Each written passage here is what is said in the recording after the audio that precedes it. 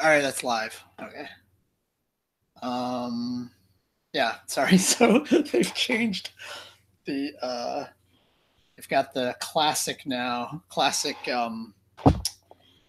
YouTube Studio is what I switched to try to figure out uh how the hell they get this thing configured, and then I end up with about 12 windows on my screen trying to find you buried underneath all of them.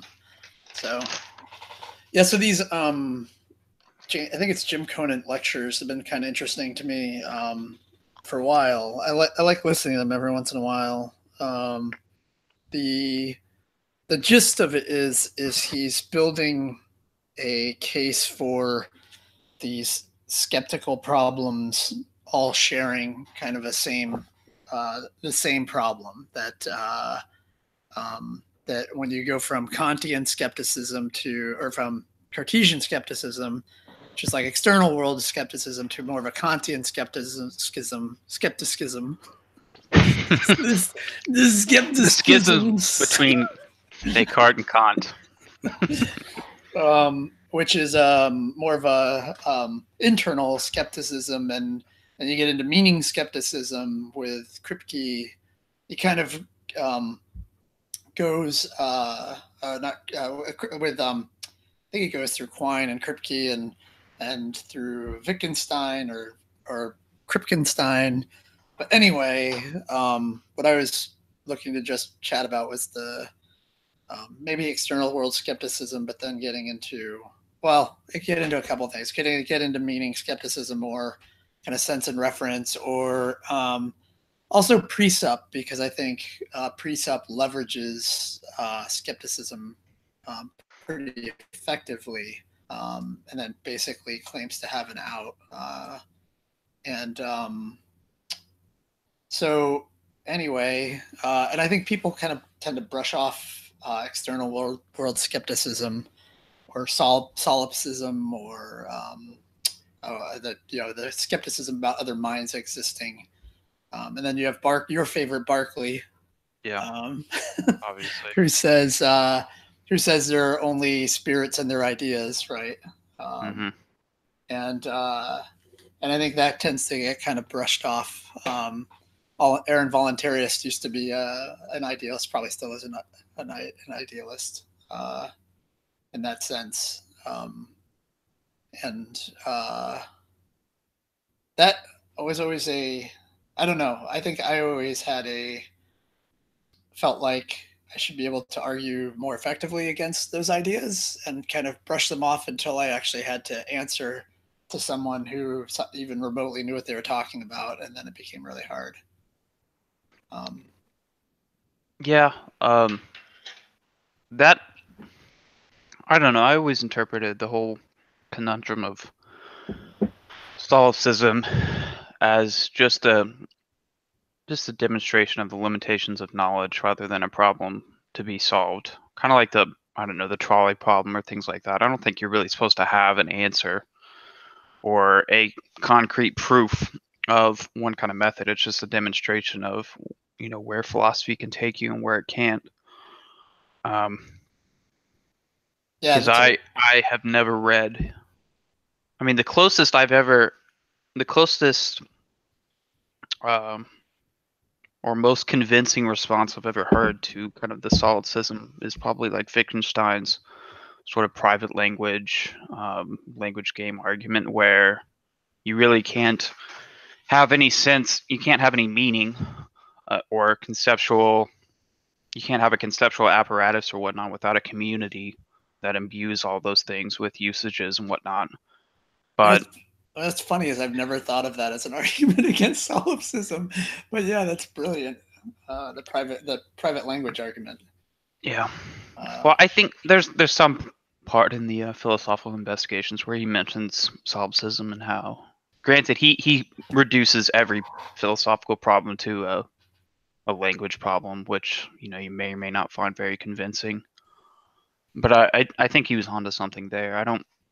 I've never tried to find a refutation of that solipsistic premise because yeah, I don't think there is one.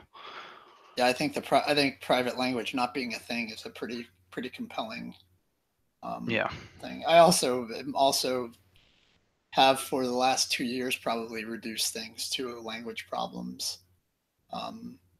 problems of meaning, and that's at least in terms of how we perceive and more, issues of moral question, and even in terms of, well, and into actions, right? Actions between agents, and how we filter the world. But that's kind of that derails this entirely right away. Yeah, it's tempting.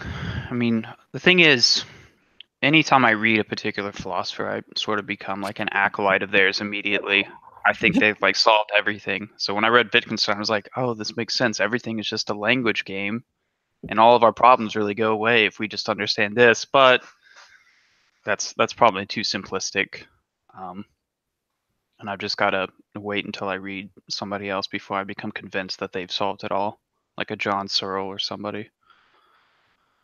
Although I don't know, I thought his account of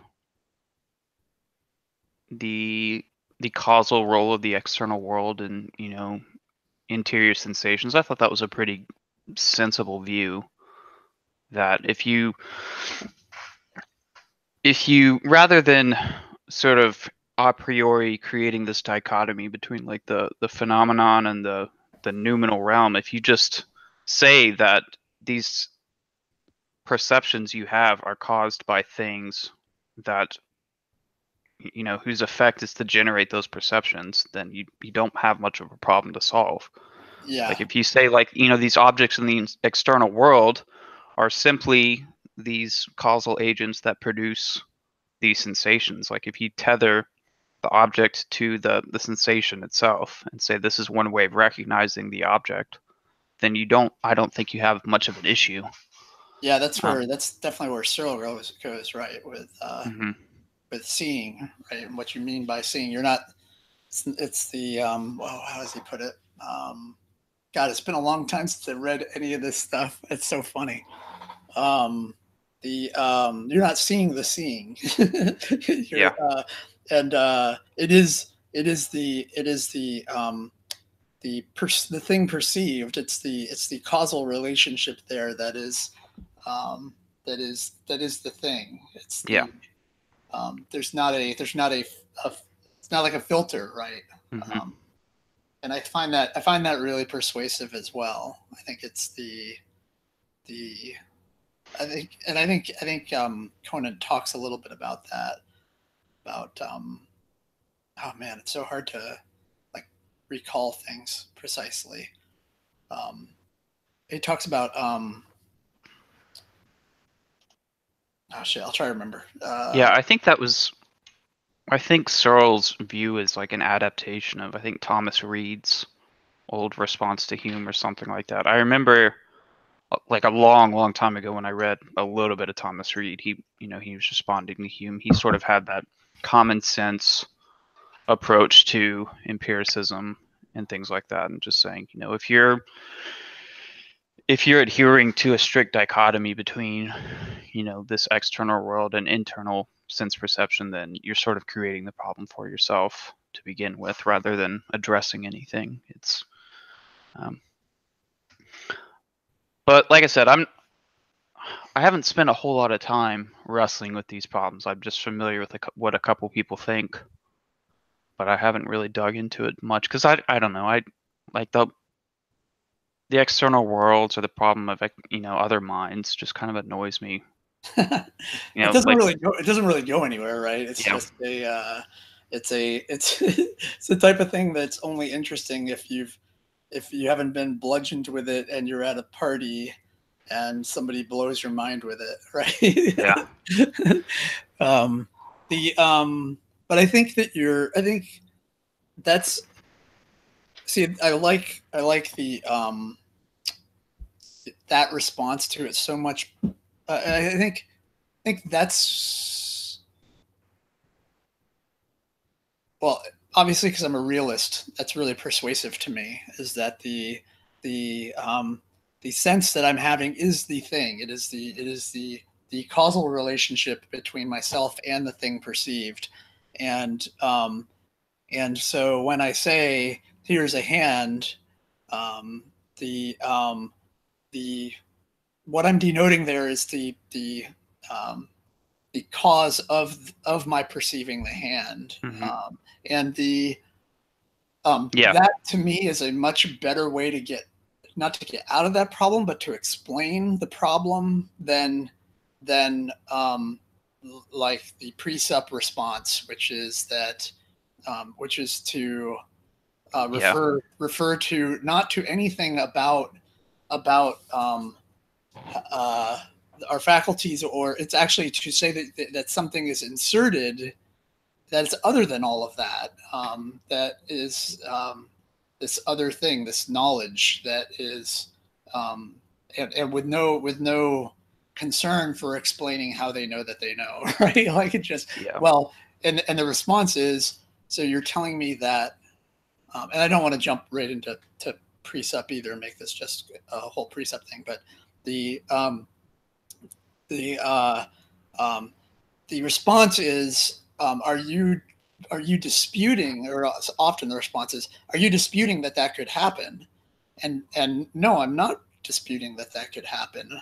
I'm saying, how would you know that had taken place? Like, how would you would have to, the regress doesn't go away. It's the same way that, and it's my response to, as still somebody who subscribes to reliabilism, is knowledge is an objective fact. Whether I have it or not is unknown to me. I have reasons to be confident that I have it or not, but that I have knowledge is, or don't have it, is an objective fact about the world.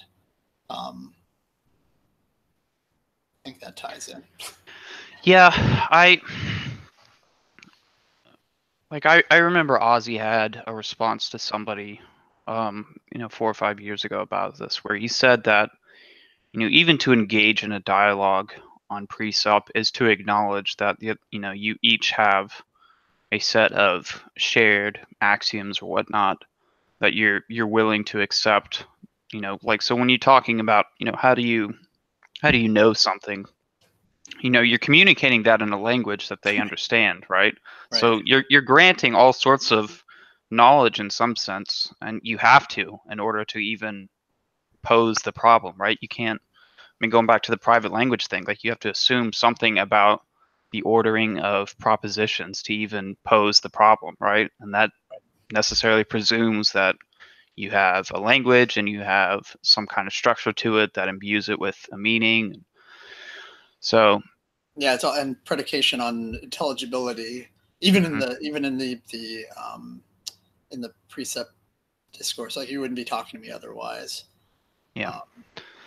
The thing that intrigues me the most about it, though, is whether or not you can even be aware of the presuppositions that you're using, in the world. I mean, like if you're going to write everything out in terms of arguments, obviously you have to recognize that in order for this premise to be true, you need certain presuppositions. But if you're talking about real world knowledge and belief formation and stuff like that, I mean, I've never really tried to diagnose my psychology to figure out what I actually assume to be true and what I presuppose. You just operate out of some kind of pragmatism.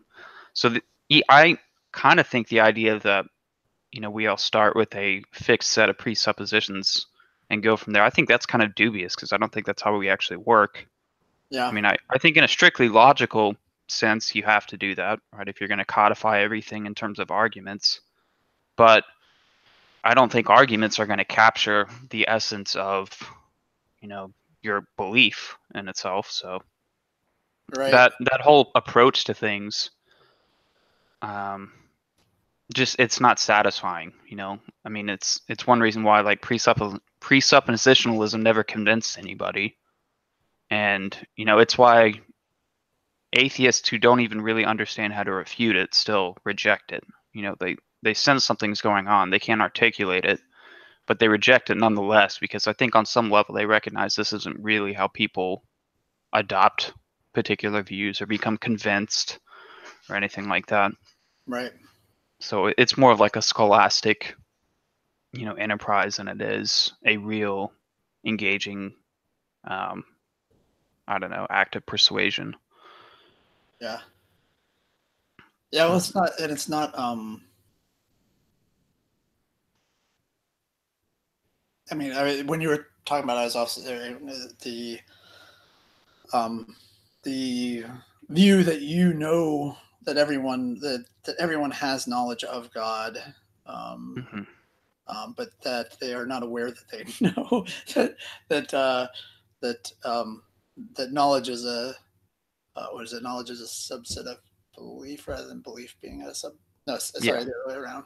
Wait, the other way around, right? No, knowledge would be a subset. Yeah. In that case, wait. Because you'd have beliefs that aren't necessarily truth apt, I guess. You have knowledge that isn't necessarily believed by you.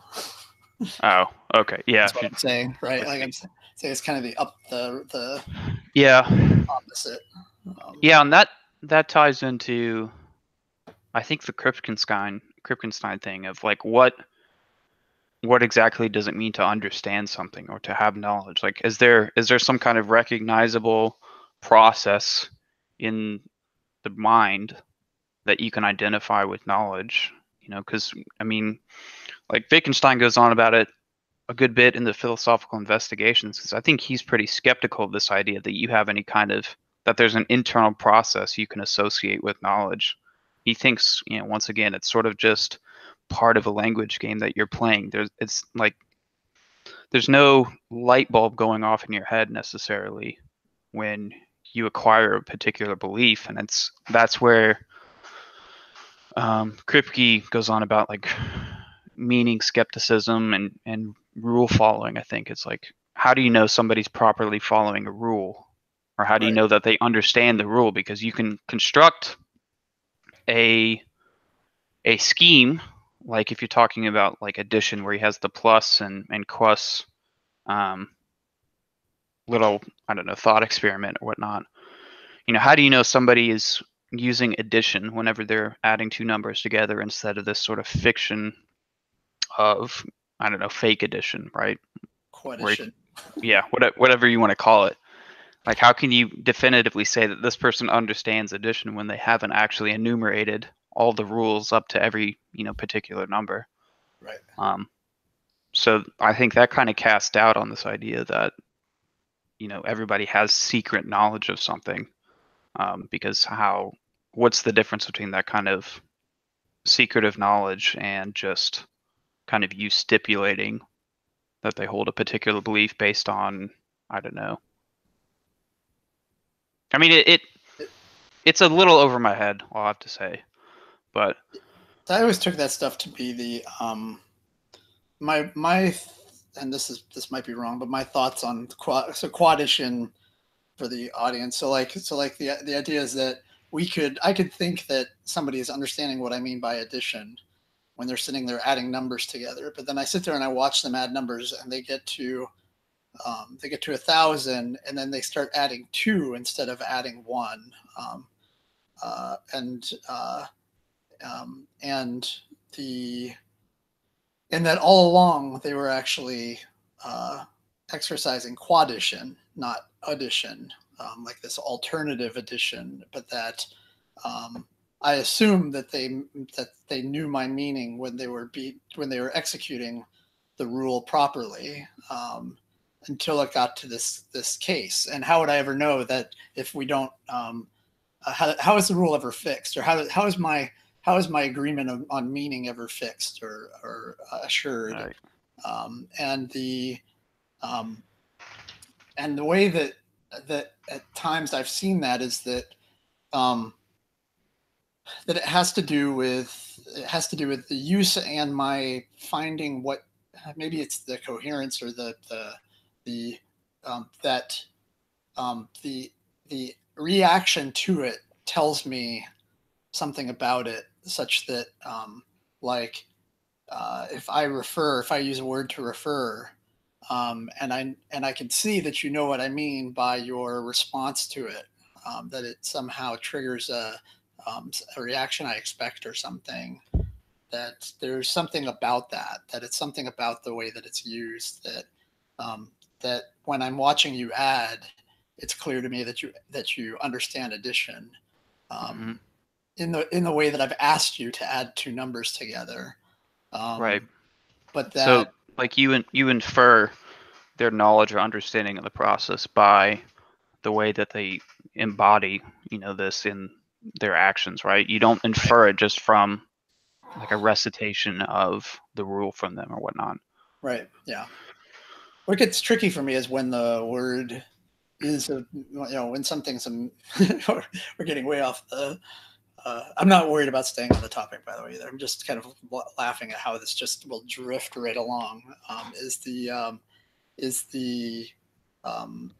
you use the word gay, right, that at some point that was intelligible to me what somebody meant by that, right? But initially there was a misuse of a word, or maybe it drifts from misuse into proper use. And that starts to get kind of vague for me. When it's the other things, right? It's that you can misuse a word, but I know what you mean, right? Like I know what you mean by the term.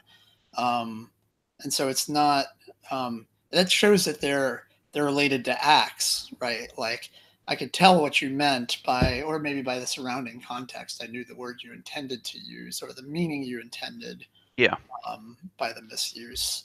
And it's by virtue of the way that you're acting through the words that I infer what it is you meant. I mean, they're tools. So if you think about, what a hammer is, I mean, a hammer in some sense is just any object you can use to drive a nail, right? And we've come to accept this official definition of a hammer as this particular object, but ultimately, like whatever tool you can apply to drive a nail is basically a hammer. It's just different tools work better than others. I think words and phrases are the same way under that view. It's like, whatever gets the point across is the proper usage. Since there are better usages than others, but there's no, it's kind of odd to say that somebody's misusing a word or making a mistake if that the point is still gotten by the other person, Right. Yeah. So. Oh, look at that. There's Sokka. He's on vacation too. What up? Yeah. Can you tell him enjoying? Can you tell him enjoying myself? Honey, I'm going out for a smoke. Yeah, exactly. Yes, it's cold. Too funny. But hammered. Yeah, I mean anything that hammers. I mean hammer the actual verb can be considered a hammer, I guess. Look at that, jumping into the conversation because I listened to 30 seconds of it. You can get hammered, right? Yeah, or like if you're in like the jackhammer position, like are you? Yeah, exactly. All right.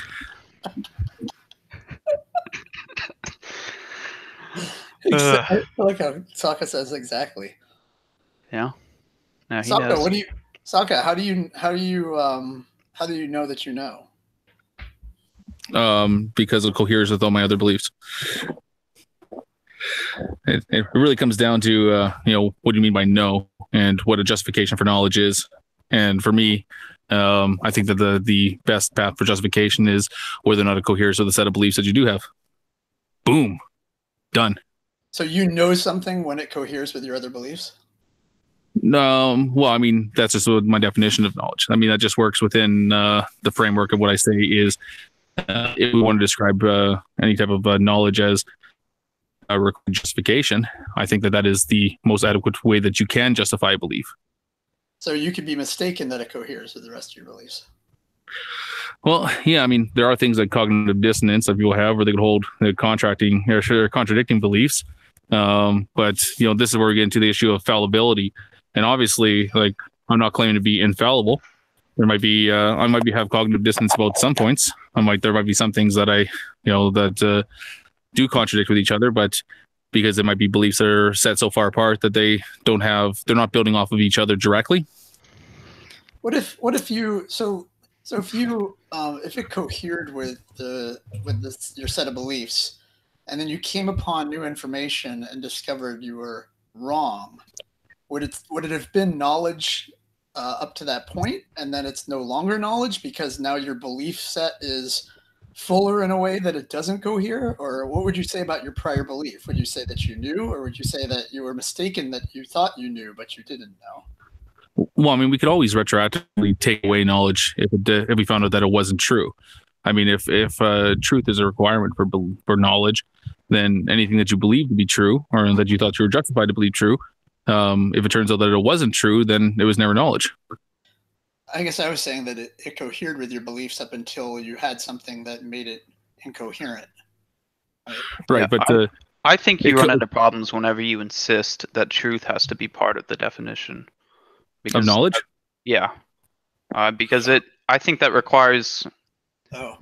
Well, it leaves you with the fact that you can't know that you have knowledge. You know, you could have knowledge that you're unaware of completely, or you could be mistaken in your knowledge claims, which, I mean, obviously people are mistaken in their claims, but it's sort of, I don't know, excavates a lot of like the force behind the word to say you know something if you're not actually aware of having knowledge, because you can't, unless you have some kind of truth finding mechanism.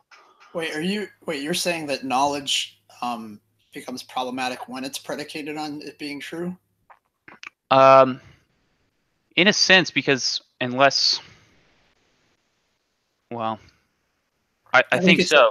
I think it's problematic.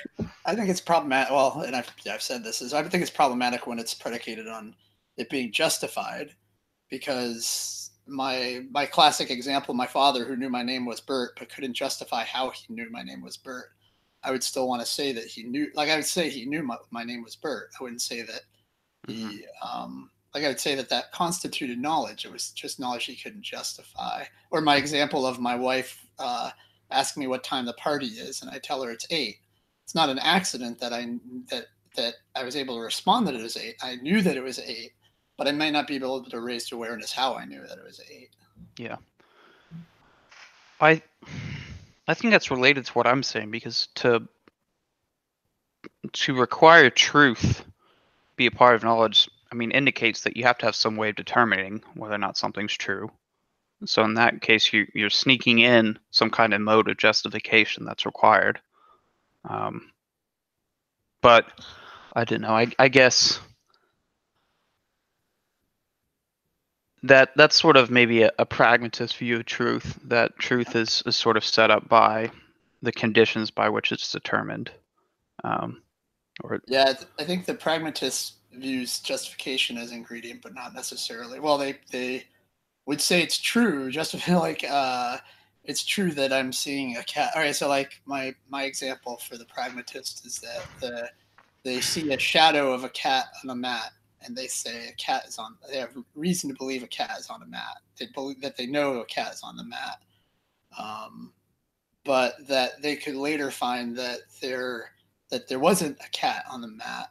But it wouldn't mean that they didn't have knowledge. It would mean because it worked for them, if it behaved in such a way such that when they acted on that belief, it was adequate for them to function, then it would be the case that they knew it. And if they later came to find that it was a statue of a cat on a mat that was causing the shadow to cast, or something, that they would then know that there was a statue on the mat, not a cat. But it wouldn't mean that they didn't have knowledge before. It would mean that they, it'd mean that it worked, right? Like, it worked for the use or whatever they had. But I think I'm really persuaded by that knowledge is a state. It's not it's a fact, an objective fact as to whether knowledge has been caused, but that is independent of the agent in question knowing it to be the case that they have knowledge. I like that a lot because it holds up to a lot of cases. Just like Ozzy brings up the dog example. A dog knowing that there's food in this dish, but not being able to justify that there's food in the dish.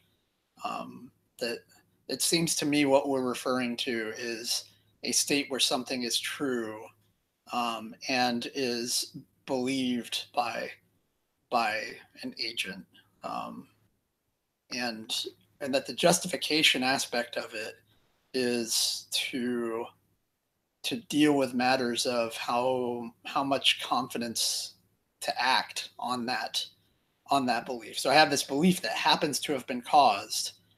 If I don't have a way to bring to bear how it was caused, then I run into problems acting on it because I could be wrong about the situation because I'm not inferring properly or whatever. Mm-hmm.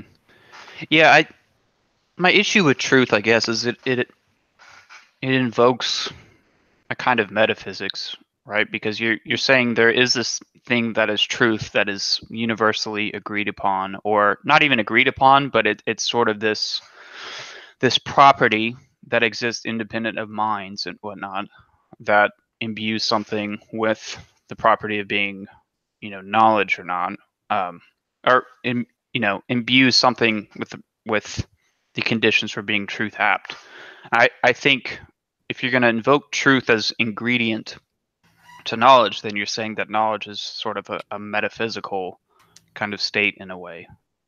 You may not be able to know that you have knowledge, but knowledge itself is sort of a connection to this objective state of affairs that is seemingly independent of any means of verifying it. Does that make sense? Yeah, I'm just trying to think about what I think about truth because that's a really good question. Because I actually like the pragmatist view a lot. I think occasionally it definitely presents seemingly paradoxical kind of things, because you can have things that are sort of true for one person but not for the other, even though it's seemingly the same state of affairs. Right. But I think in a way you sort of do encounter those situations, in the world. I mean, you have people, being able to justify particular claims based on some criteria that determines them to be true, but they're ultimately contradictory with some other criteria. I think ultimately it comes down to sort of a matter of utility, like which criteria you pick to determine truth. And I don't think it's a conscious process either, but I think that more genuinely reflects the way we operate than sort of like a correspondence theory or something like that would. Yeah. I think the way I'm viewing truth is that I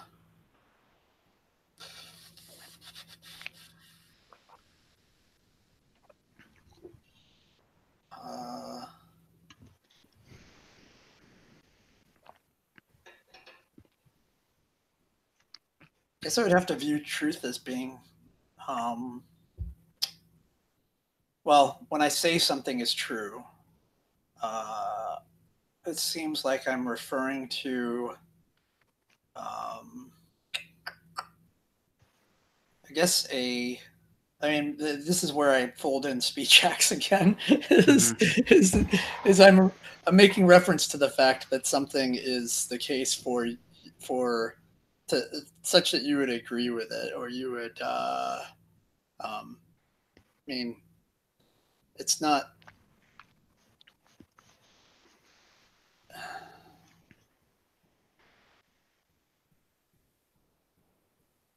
Just trying to think of simple cases where I say something is true, and what it is I'm referring to when I say that. It's not merely that there's a state of affairs where that's the case, because by my saying it's true, I'm committing a speech act, right? And and I'm saying something to you about the state of affairs, such that I'm expecting that you would find, by virtue of our, shared, Yeah.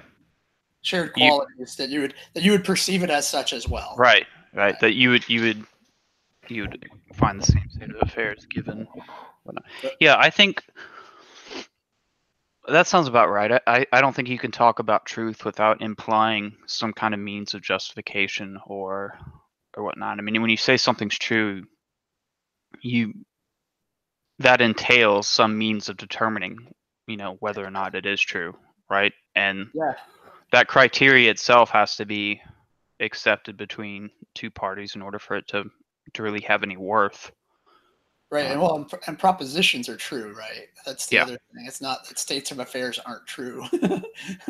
Yeah. States of affairs are matters of fact. But then you'd have to, as Trey would say, predicate about them to see if those matters of fact are in fact true. You would have to offer up something that it is for that thing to be, and offer it up as a as something that you think is true, which would be to say that I'm expecting that you would know what that means, and that you would agree with me that this is a glass, and it is true that I have a little bit of red wine left in my glass. Right. And all those things that I'm doing there, I'm committing acts as I refer to you and expect that you will know what I'm talking about. And yeah. So truth I guess is funny in that it's well, I guess all of this is all speech dependent. Yeah. I don't think you can escape that. That's that's sort of the root of the fallacy that a lot of like social constructionists make, is that they assume that since everything is ultimately language dependent, right, because you express all of these propositions in language, that therefore language isn't necessarily pointing to something in the world, right? So that confines you to a kind of idealism in its own right, because you're saying that the external world is sort of separate from our ideas or from our concepts or from our language. Suck us out for another cigarette. Yeah. We're gonna see him about. He's got to take a break from his vacation. Every 15 minutes, and then you'll hear a crying kid in the background. Yeah. No, I'm hiding in my truck.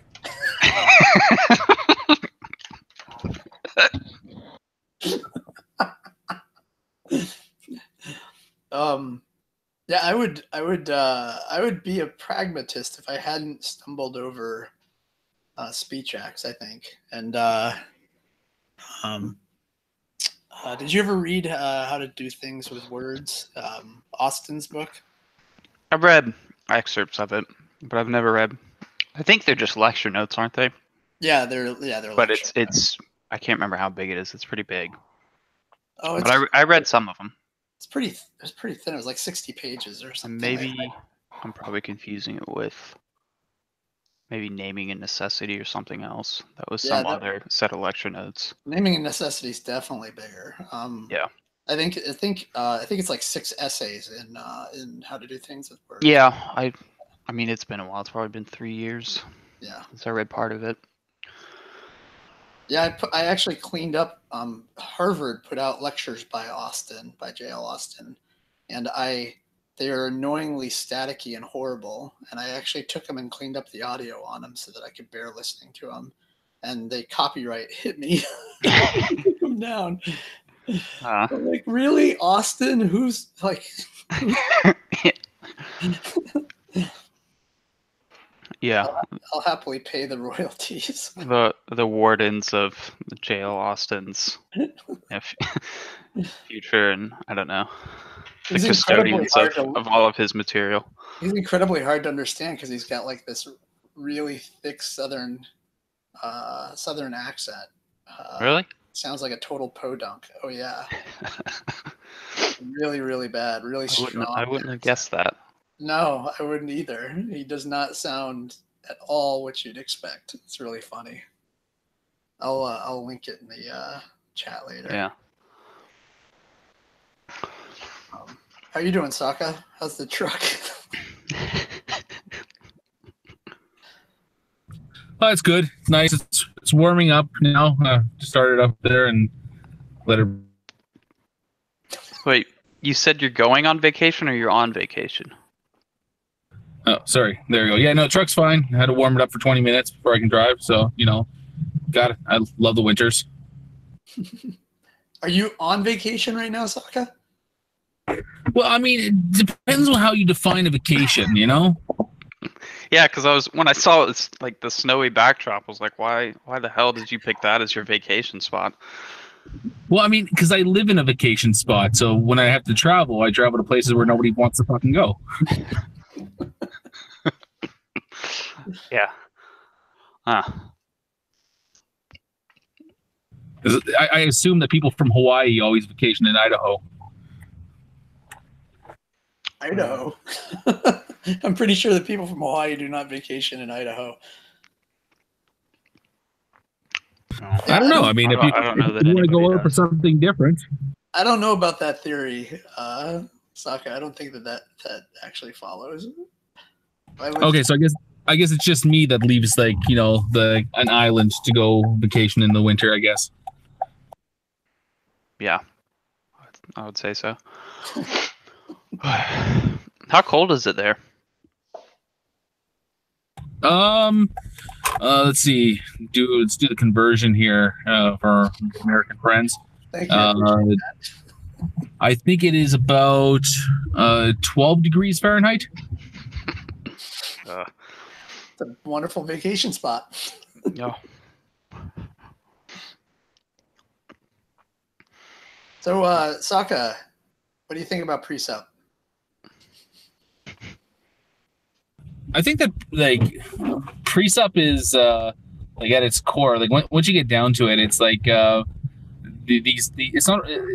We've said this before. It's not really an argument for anything. What it does is this kind of exposes the epistemic limitations of a lot of people. And in fact, most Presuppers, if they were held to the same standard that they try to subject everybody else to, would find that they're in the same boat as anybody else. But I mean, it really strips down to this point that I've been kind of considering for a while, and I've been thinking, which is that when it gets into the entire kind of atheist theist discussion, so much of it relies on just whatever your metaphysical starting points are, and I think that's this really where the crux of these arguments come from, is that you started these things that have to be these positions have to be assumed at the beginning and then just move from there, and it's a surprise that they never actually ever really get resolved. But I mean, the best thing that you can do is be honest about it and admit that it's not resolved by any position that you can take. Sorry, I meant what do you think of Jimmy Stevens is what I meant. Oh, he's cool. I like his hair. I'm just joking. The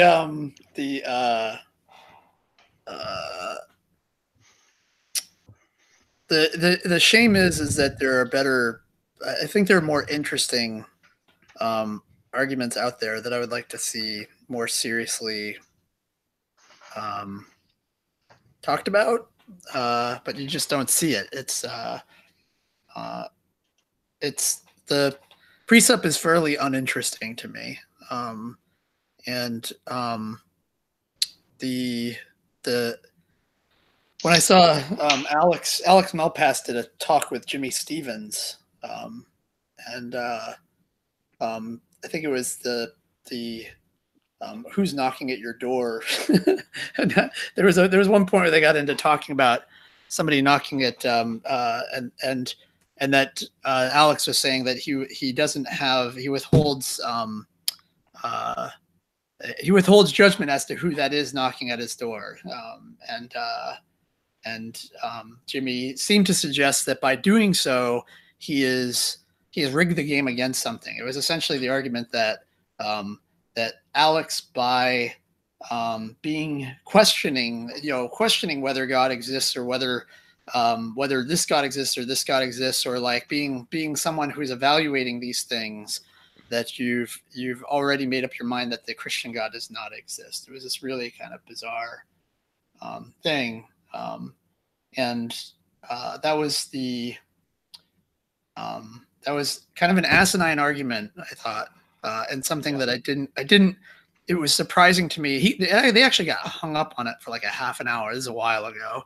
But that was the most Jimmy represents to me kind of the bright end of the spectrum on the Presup front, in terms of people who are actually willing to engage and have put in some amount of work into trying to understand their own position and willing to talk about it, and not the Darth Dawkins Psi 10 style. And it was really it seemed really problematic to me. So that's why I've never really taken it seriously. It seems to just leverage this notion that you can somehow trust that you have knowledge. What was interesting to me is in that Conant lecture that I linked before, that Cartesian, there's like a series of lectures that James Conant did. If you look up, I think, Cartesian and Kantian skepticism on YouTube, you'll find them. There's like a series of 6. And in there, he talks about Descartes' argument, which was a little more interesting to me. And it kind of sounded similar to a Presup argument, except for that it too was circular, but kind of the other way around, in terms of invoking some type of reliabilism that then from clues about the external world, that then he could infer a God behind it. But anyway, I remember, I think Seamus used to make a similar argument about that, like because that Jimmy hangout with him and a bunch of other people that became like infamous. He was making the argument. You're not talking about Alex's one. No, but you're talking about the supping with presuppers one, right? Yeah, he made kind of a similar argument there, where it's just like, even by adopting this particular grammar and this language of truth and falsity of the Christian God, you're like presupposing the Christian God and stuff like that. It was odd. What's that you're arguing from the floor you're standing on, right? Like, you're arguing against the floor you're standing on. Yeah.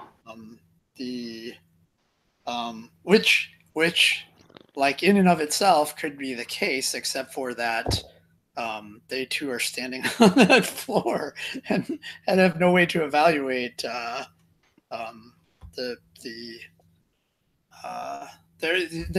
notion that they're in a different boat, I guess, is the thing. They have no ability to render that they know still, right? Like that. That's the belief that we're inquiring about. We're not inquiring as to whether they know. We're inquiring how does they know that they know, and they can't answer that question any better than they're asking us, right? Like, I am of the belief that the things that I know, the things I don't know, but I can't tell you which of those things I in fact know. I could be mistaken about that, and they are in the same boat. And I have reasons to doubt that they know, because I don't. They're not giving me any justification by which I would come to conclude that they know, right? Like, telling me God popped it into your head as such doesn't. You're not exposing some line of causation that I can infer. Oh yeah, that happens. I've seen that happen. I have experience with that. They must know if that in fact happened, that they must know, because I've seen something like that happen before. Well, there's a couple different ways that they do it, and like they don't always argue from the same spot. Like, there's some like presuppers who argue from the idea is that before you can do anything, you have to first assume the Christian God exists in order for you to have any argumentation, and that for you to deny that a God exists, using the very tools that are granted you by God, then therefore you are just being inconsistent. Like I've heard a phrase kind of like, like that's as a real simplified version of it, but like that way before. And then you have Wait, can I say one thing about that before you yeah. on? And then we can get back to it, is that then you would need an argument like tag or something like that to justify that, right? Like just simply saying that the tools that I'm using can only be by virtue of your God is a claim that in and of itself needs to be shown. So yeah.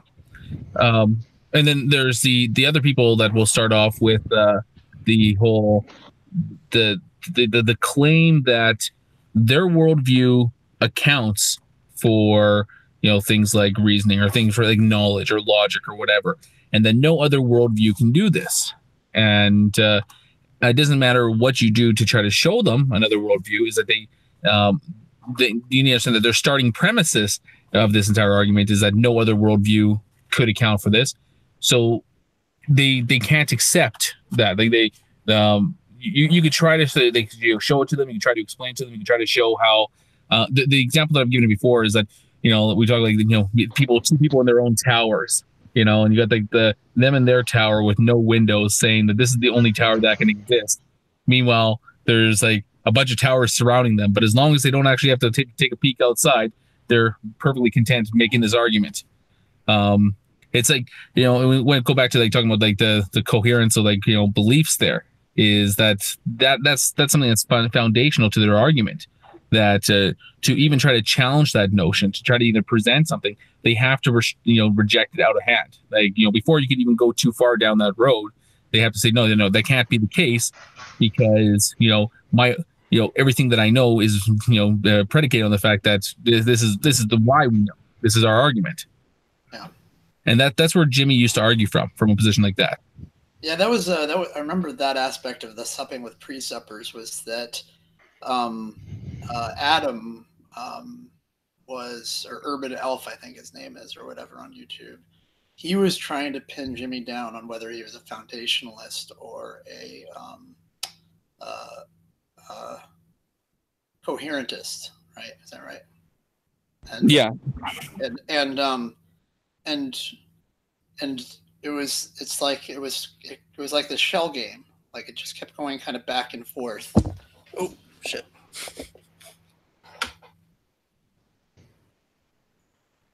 Ow, my ear. I almost did it again.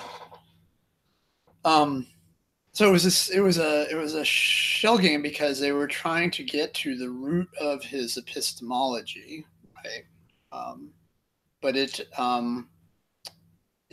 argues from both the from a coherent standpoint, a coherentist standpoint, but then wants to invoke kind of this foundational axiom at certain points. So it ends up being this, like I said, like a shell game. So,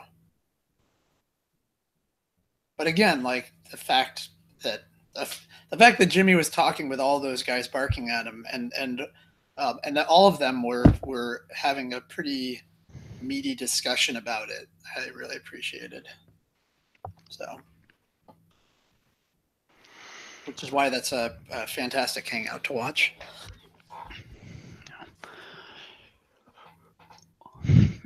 I don't know. I think there's got to be a kernel of truth, though, regarding this idea that everybody is, like, in some part sharing a worldview. Because I think, if we want to tie it back to Kant or whoever, human beings are biological creatures, and presumably your psychology has been formed by that, and so you are predisposed to have certain beliefs and instincts and belief-forming mechanisms. So, when...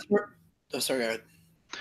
Yeah, so, I mean, that's why, like, when Sokka talks about him being a coherentist or whatnot, I think people often strawman that view as, they say, well, what if you had two, like, completely silly beliefs or something that nobody would actually hold, that contradict each other? Doesn't that refute your worldview? Or what if you have a worldview that is completely divorced from the worldview of other people? like what if you have some kind of solipsistic view that has nothing in common with others? Isn't that a refutation of that? But I think, so much of our worldview is just like a biological inheritance in some sense. So Yeah. I don't know. I think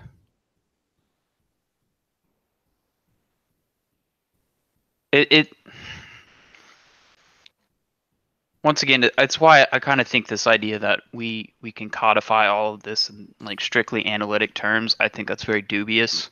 Yeah. I think we're by and large completely unaware of how we're operating, in a when we adopt beliefs or reject beliefs or whatever, I think a lot of that's subconscious. I don't think it's us rationally evaluating things like that.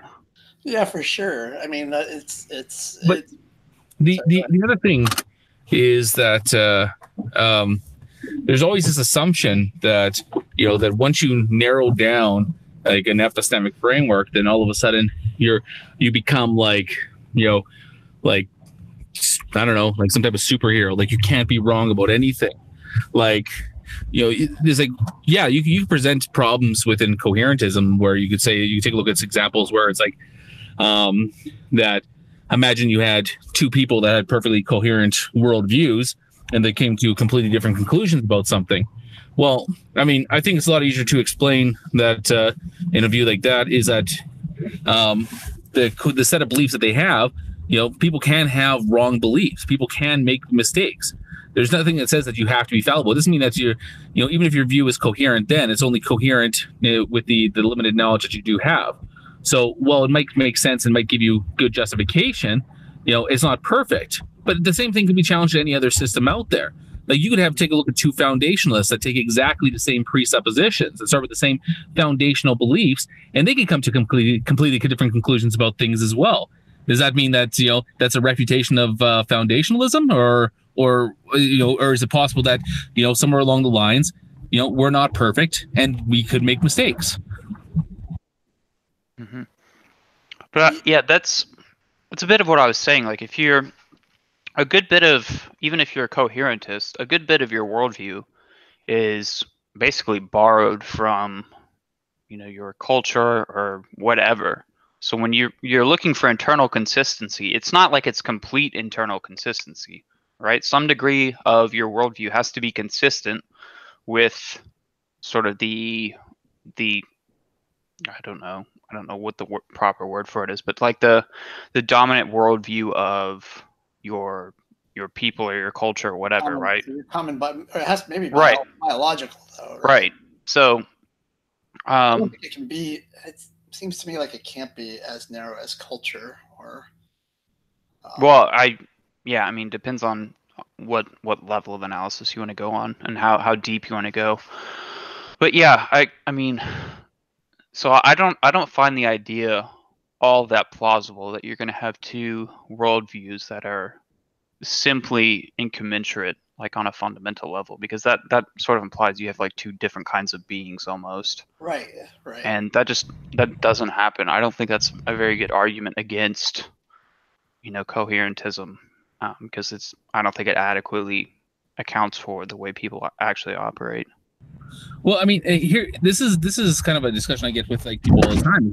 Like what happens if you had a coherentist that came to the conclusion that God was real, and all their beliefs are perfectly coherent, and there's a lot of examples that you can bring in that you can show that I don't think that that's necessarily the case.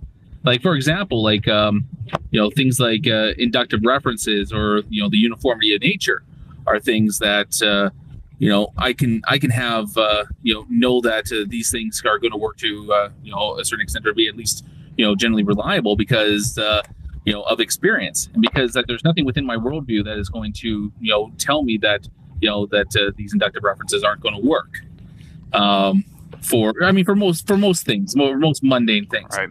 But then again, you get into like somebody who tries to present something like the Christian worldview, where they have a deity that can literally change the fabric of reality. They can change physics. They can change anything. In fact, they believe this. They believe that when miracles happen, that this is a suspension of these things that they have to, believe that in any other situation do work. Now, how can you hold those two beliefs that, the reality is going to work in such a way that it can be predictable and that you can actually draw inferences from the world because of this, that you can form new beliefs, that you can make knowledge claims about stuff, but then also believe at the same time that at any given moment, all that can change. Like that doesn't seem like it's a coherent belief at all. Yeah, just on a side, because I don't want to go down this route necessarily, but that has always been an irony of that argument to me of the consistency of nature. When you're the one positing the only thing that could overturn that in a split second, and I'd be justified in doing so. The only response I've ever had to that is that, well, my senses would simply work in whatever that new state is. I can only, I have my faculties of perception, and I have the world of which it perceives, and if reality is otherwise, my faculties are operating just fine. It's just that they're not suitable for those conditions, essentially. I did want to say two things. One was that to TJ's point about this stuff not necessarily being things that we can just sum up in propositions and logical structures and somehow have an accurate representation by which to capture the phenomena, or is that I've always, recently I've thought about what the foundational nature is of language, because that's with meaning skeptics, that's part of it is how do you establish meaning? If it's how do you establish public agreement? And there has to be a foundation to communication, and I think it comes down to biological conditions of the nature of pointing and things that we have, things that we are wired to, that we don't require learning, but that we are wired to pick up on just certain gestures or whatever, and have developed a knowledge of what they are. And that knowledge is not propositional knowledge conveyed to us. It is wired into us to look where somebody's pointing, or and those are and there are that's where I think the foundation is for that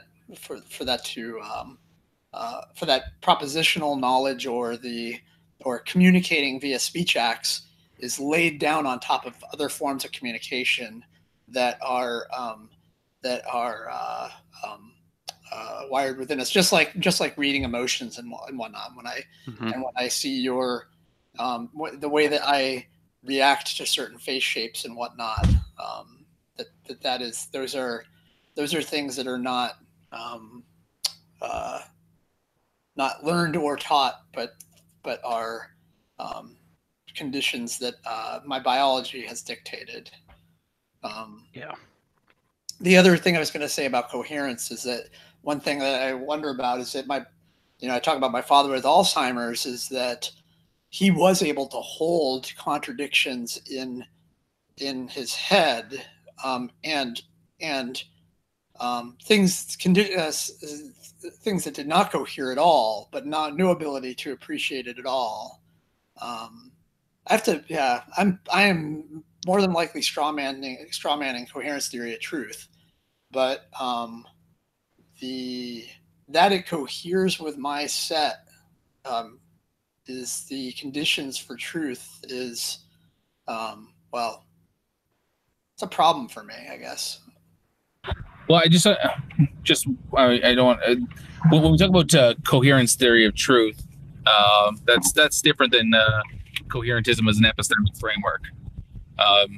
Because I can be a coherentist and still use a correspondence theory of truth. Because a coherence theory of truth is basically just says that truth is dictated. So correspondence would be truth is that which corresponds to reality. Coherence theory of truth is that which is agreed upon by the. You're saying You're saying you don't have foundational axioms. You have a web of beliefs that cohere, that act as your support upon which you build understanding. And those cohere. It's your raft that you're building on, essentially. Yeah, the raft. Yeah, just that the coherence theory of truth is different than coherentism as an epistemic framework. Yeah, they're two different concepts. Yeah, sorry, I mixed them for a second there. But yeah, like I get like there's a lot of things that I do question. So I mean, the positions that I hold are based on, you know, that I think we were talking about this like the last time we were in the hangout. There is that when if I was to take a look at, you know, how we make knowledge claims, how we claim to know things, is that nobody in practice, I think, uses foundationalism. You know, it's always done through coherentism. You know, foundationalism seems like an afterthought to it, but if it's an afterthought to try to, you know, better make sense of how we come to knowledge claims or how we can know things, it seems pretty lackluster. If it's, you know, starting off with this, you know, okay, well, hey, let's just start with these assumptions and we'll go from there. Yeah. It seems to me like it wasn't the afterthought. It seems to me like it was probably the prior thought, the forethought. Foundationalism is older than coherentism, right? I know. But when the people ask, like, how do we know things? Like, how is it possible to say that we have knowledge of something? Right. That's what I mean, is that they come up with this map. They come up with this way to kind of justify it. But in practice, I think it's completely counterintuitive to how we actually do come to know things. Yeah, I think Darth, and I think I've seen him interact with people like me, is that my response to somebody like Darth Dawkins, if they ask me how do I know, it's that the things that I know, and the things I don't know, I don't know. And I have reasons to think that I know the things I know, but I can't know that I know them, right? Like, that's not a position I'm in, and that's not, as TJ and I were talking about earlier, that's not a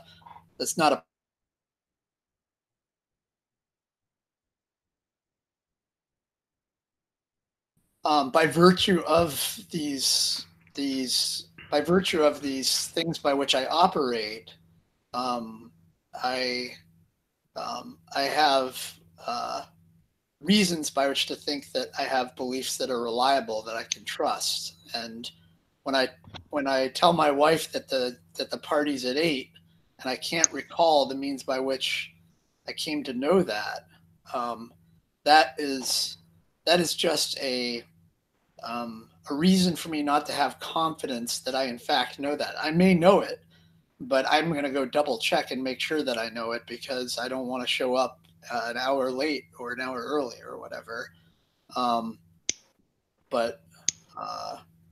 as we said, I don't think he's in any better spot with respect to that. So yeah, I like the analogy of like getting a joke, and like you can ask if somebody gets a joke, or you can tell if somebody gets a joke, but it doesn't really make sense to ask if they get that they get the joke, or if they get that they get that they get the joke.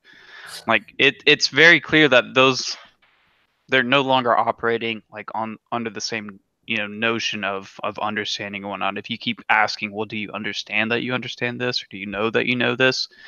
It's like you get the joke. You know that somebody gets the joke by their reaction, basically. And once you start asking for justifications of like, do they get that they get the joke, you're no longer talking about the same kinds of understanding or knowledge or justification or whatever it is. Does that make sense? Yeah. Yeah. Yeah, I like that.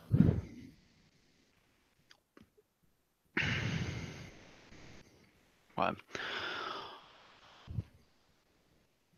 I kind of wonder though, like historically, why do you think foundationalism is such like has the appeal that it does? Because I agree with Sokka, like it's not the way people actually operate.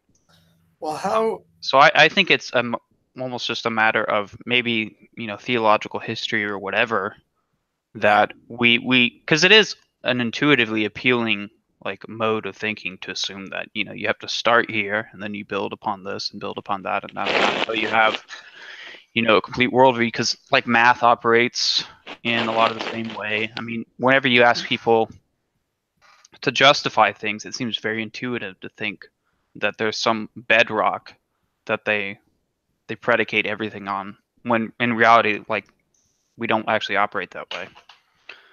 I don't. When you I'm just curious where illustrate that comes this, you'll talk about foundationalism and or coherentism. Hello? Yes. Yes. Go on. We want to hear this. So it seems that when you speak to people, turn off that damn music. Turn it off. Turn it off, whore. Turn it off now. I speak. I will beat you. I will beat you. Now, when you talk about, bitch, stop it. When you talk about foundationalism and you talk about coherentism, it is correct. When you describe it to people, the way that they believe, that they know, they have to start somewhere. You start with a rock. Quit touching the penis. You start with a foundation. You do not believe, at least most people, that you have like a web with interconnecting beliefs supporting one another. But this is why, when you learn a bit more, many people like myself move to Foundationalism. Yes. Yeah, I think you're probably true that you're probably right in that people probably migrate from foundationalism to foundherentism or coherentism, or probably go to coherentism and then kind of walk it back to foundherentism. But I think it's also that it's kind of hard to unpack your coherent set of beliefs by which you operate, and that I'm not sure how much how much are we talking about foundationalism because of, say, Presup these days? Like how much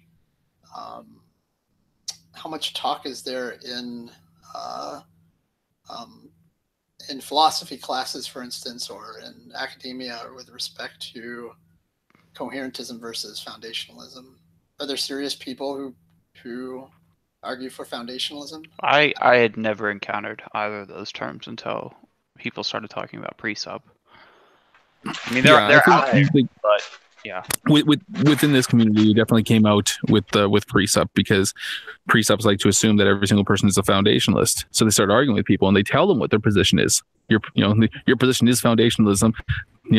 So let's just go back and now try to justify your presuppositions. Like what? Right, but yeah,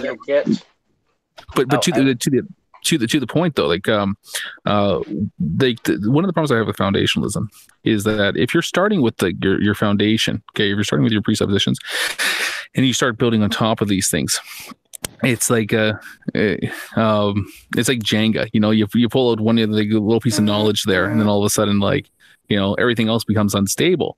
But again, like, this isn't how it really works. The example that you brought up, the example that I've heard before, and probably the best example is the raft floating in the water. You start off with your raft, and you're trying to remain buoyant. So you keep on grabbing scraps of stuff out of the water, and you're tying it on. And when you attach more things to it, if you start to sink, then you're like, okay, well, that's not good. We have to jettison that. But if you remain buoyant, okay, well, everything's working out still. And you can do that without sacrificing like any other belief on top of that. Like, it's just like things come and go within this, like within the web. Beliefs can be dropped, and new beliefs can. Oops. There we go. The beliefs can be dropped all the time without sacrificing. Is he distorted for you all? Yeah. Yeah. Sorry, my wife called me, so I'm guessing I'm probably gonna have to go back and pick them up. Go back to enjoying your vacation. She's visiting her friends right now, so yeah. So when you give this example of your coherent beliefs in like a raft that you attach things to, like a big raft, I think of it as a spider's web. you have at the center of every spider's web a core, do you not? Answer me, Sock.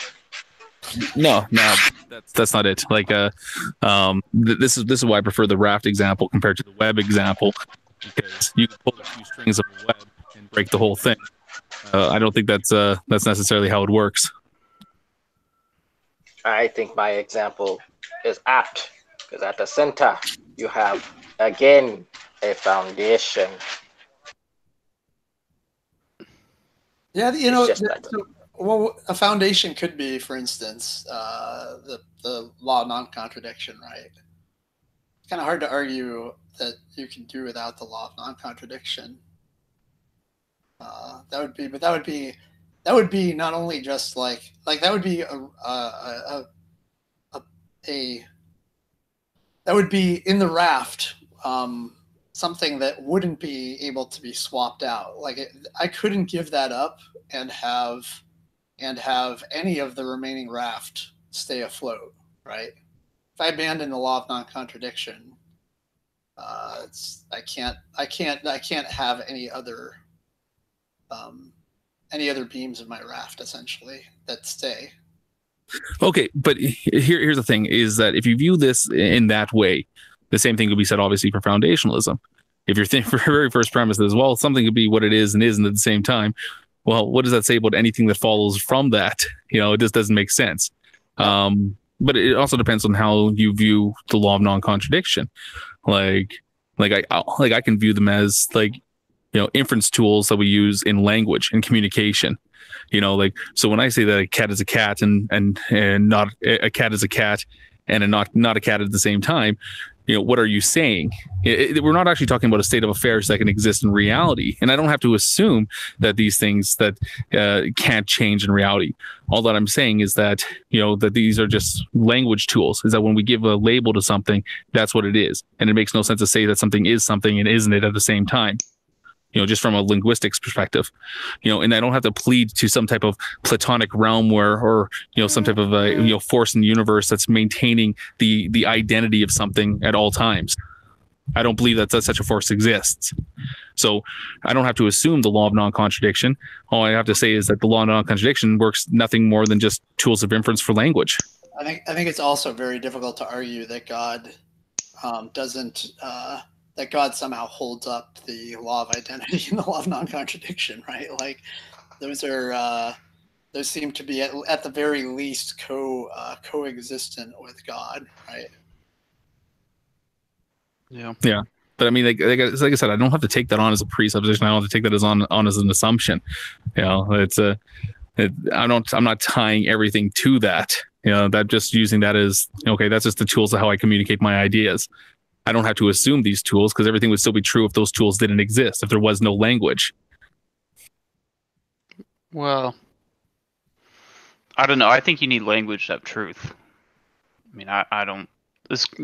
Bert and I were talking about this a while ago. I think any notion of truth that you subscribe to isn't necessarily some kind of metaphysical quantity. It's sort of just some relationship of predicates in language. Mm-hmm. But yeah, that's just nitpicking. Yeah, no, I get it.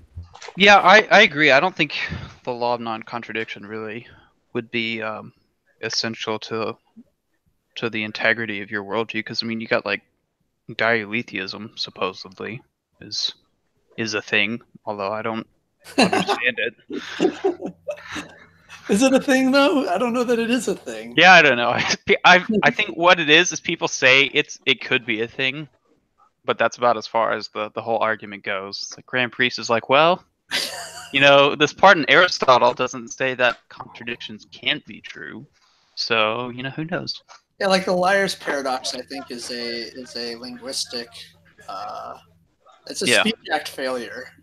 Right. Yeah, and that's exactly it. Yeah, because you could point to something like that, like the liar's paradox, but reality hasn't unraveled, right? No, it just that the linguistic tools that we have just don't apply there. They don't work. That sentence doesn't really convey any knowledge, doesn't convey any truth, doesn't convey anything. Well, I think it's a misfire on an act. Like, I don't know what the act is intending. Like, I don't.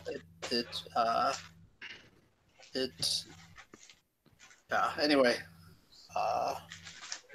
Anyway, I gotta go. I gotta go pick up my kids and take them back to the hotel. So I will talk to you guys later. See you, Sokka. All right. Nice talking. Oh shit! Yeah, the voice is annoying. Later, Sokka. Yeah, you broke character. Yeah. See you, Drake. Dude, I didn't know who Kiss Bottle Prophet was. Now I do. Hi. Yeah. You really didn't know who it was? No. Oh. How did he get in? I haven't been keeping it up. I posted it to Talking Shit Tuesday. Oh. Yeah. And had a chance to actually sit down and I'm glad I didn't. Some philosophy. Yeah, well, that's why I came in under this, because I was like, I wonder if Bert actually knows who this is. So let me see. I'm like, oh, he's funny. He's making sense. Okay. Yeah, Sokka and I have had this conversation because he and I have had no less than a 3-hour conversation in the past, because he is a hard coherentist, and so I consider myself a foundationalist, but just by the way that I intuit how I come to beliefs, and then the more I kind of explored it, especially with Sokka, and I actually thank him for that. I can see the relevance in why he takes the position that he does, but it seems to me that I can't simply just abandon foundationalism, because I know I start off with a belief of sorts. You can even say I start off with certain presumptions, and then based on those, I kind of branch off, and then I do connect them to other beliefs. But it's something that I still I guess take the easy way out and just go found-herentist. I think TJ's right in that I think that we're kind of post hoc rationalizing how it is we think, and I don't think we're adequately capturing the phenomena. We're trying to put it into a structure, and I don't think it's clean like that. And my example of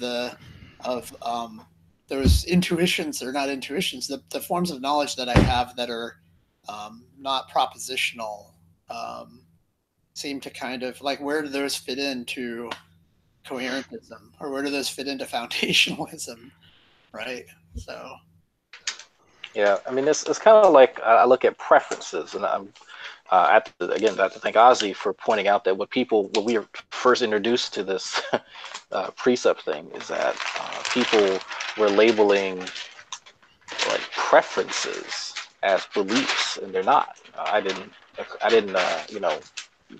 the fact that I like pecan pie isn't a belief that I stumbled upon. It's something that was innate. Like, I didn't choose my taste buds or do anything to alter them.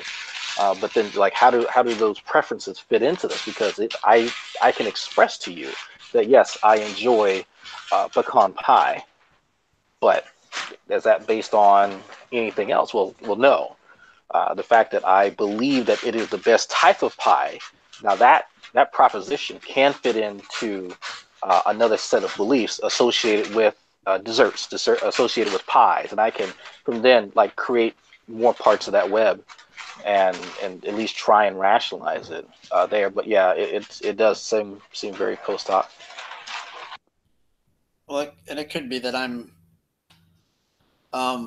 taking it out of what it's actually attempting to explain. It might be that this is all just about propositional beliefs and not about other forms of knowledge. And so maybe, I suspect when I said that, now I'm thinking about it, that I think when you impose the syntax of language and propositions onto thought, like, you're necessarily going to lose some of the essence of what thinking is. I mean, it's sort of just like a best approximation. Like, these ways that we describe thinking in terms of foundationalism or coherentism, I mean, I think they're useful abstractions, and there are ways in which there are ways in which we think foundationally. I mean, maybe not ultimately, like, you don't start with one ultimate proposition, but whenever you make deductions, you start with something, right? And then you infer through inference rules into a conclusion. So, I mean, that's sort of a foundationalist approach. But but there are other ways in which you're, more coherentist, and so I think they're useful ways of exploring, human psychology or the psychology of belief. But I think it's a mistake to, assume some kind of metaphysical significance to that and say this is the structure of, like it's a mistake to confuse propositions for the things they're describing. Basically, I think that's what you're ultimately doing when you pull like the Jimmy Stevens argument or whatever. Right? You're just assuming that the propositions are they completely encapsulate the thing you're describing, which shows what a perversion it is. When Darth Dawkins is trying to bend somebody over these things, as if this is somehow making a case. Like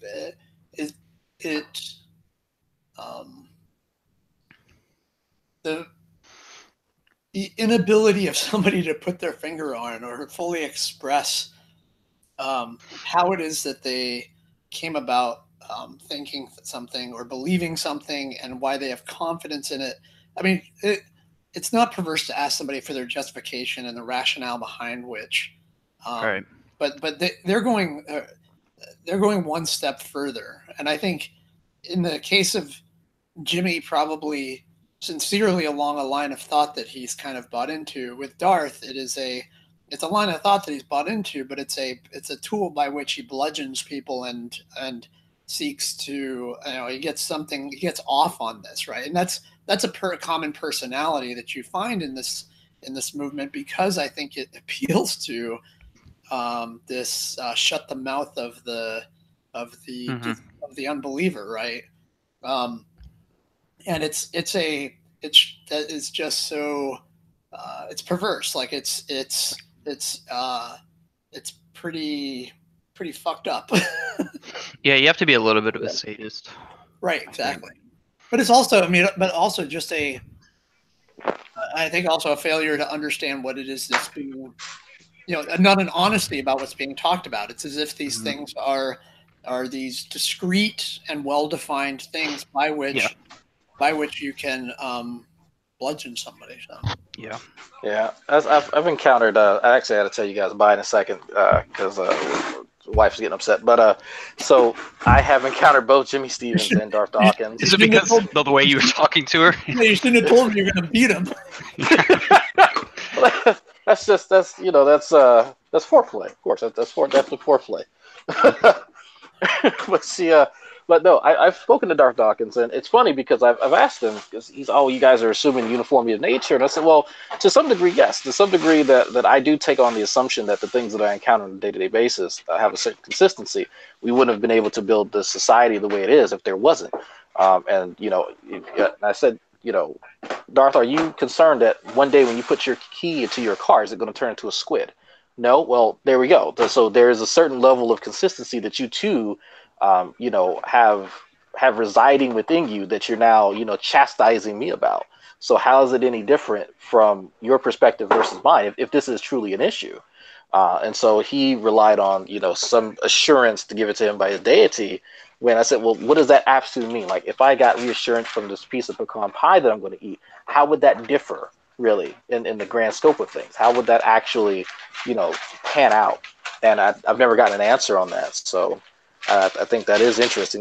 Bert, you are right. It is a bludgeoning tool that many of these guys use because they assume that if they can pigeonhole people into a position, then that somehow gives strength to their other theological ideas. When, in all honesty, I typically don't even bother talking about philosophy because it's too often used as a bludgeoning tool and not as an exercise on trying to understand the human mind, the human condition.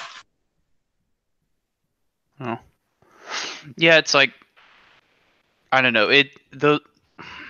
It's a language, sort of a linguistic trap, I think, because it takes the form of a conversation or whatnot. Like the way these things are presented, they take the form as just, friendly inquiry. But when in reality, that there's sort of a more sinister purpose to it. It's like when you're it's a fallacy, or whatever, right? And you ask the girl to come back to your place to watch a movie. Like nobody actually thinks that's what you're soliciting. Right, you're playing a game there where there's a subtext to the whole thing. And what Right. the presuppers are doing is they're preying on people's I guess naivety there in, the people, any kind of interlocutor is going to assume that you're playing one kind of game because that's the way most people operate, when in reality they're taking a much stricter, more, I don't know, pugilistic Becomes a approach shell to game. it. Right. Yeah, Yes. there was the old Sci-10 website with the do you believe in absolute certainty? Are you absolutely certain? Oh, Right? Like oh, the other thing yeah. that along the lines of the uniformity of nature, this I picked up on in Alex's thing, hangout with Darth, was the chance argument that he makes about, it's everything a result of chance. Then how can you trust it? And it's there's nothing implied about that if the universe is not by design but by chance, that there can't be design in the universe, or that there can't be uniformity in the universe, right? Like that there can't that these things couldn't have come about, right? But nobody calls him on that. It's really odd. Because the thing is, and I'm going to leave after this. The thing is, when you're having these conversations, especially the first time, you don't realize it's kind of a shell game. You're trying to explore the ideas, and he wants the solid answer from you. So if you're just exploring the idea, he's waiting to pigeonhole you in a particular, point that you may not even be making. You may just be expressing one idea that came up.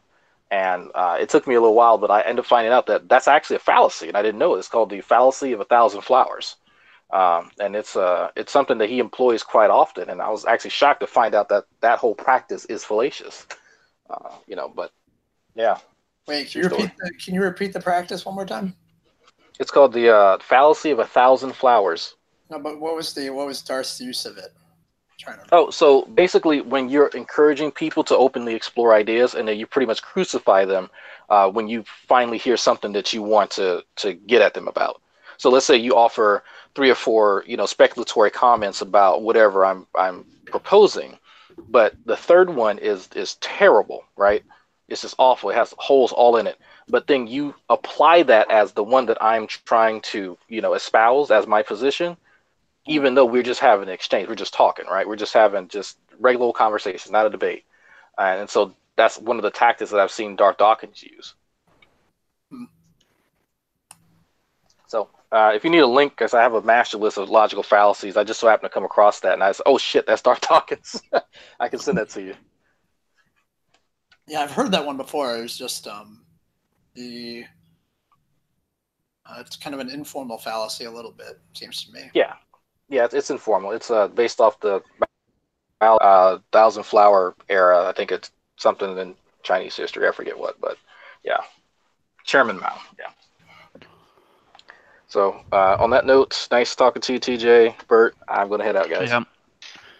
Yeah, I'm going to go too. All right, sounds good. It's fun hangout, though. Yeah, thanks for chatting. Maybe I'll think of another topic. We didn't a bunch of them here, but get someone that's less of an idiot than me. Oh Jesus! Are you kidding me? You filled up most of the time. Well, yeah, but I was like, I was bordering on talking out of my ass at points, and so I was like, I need to tone it down here. I was full on talking out of my ass, so that's fine. All right, cool. See you, TJ. Nice chatting with you. Night.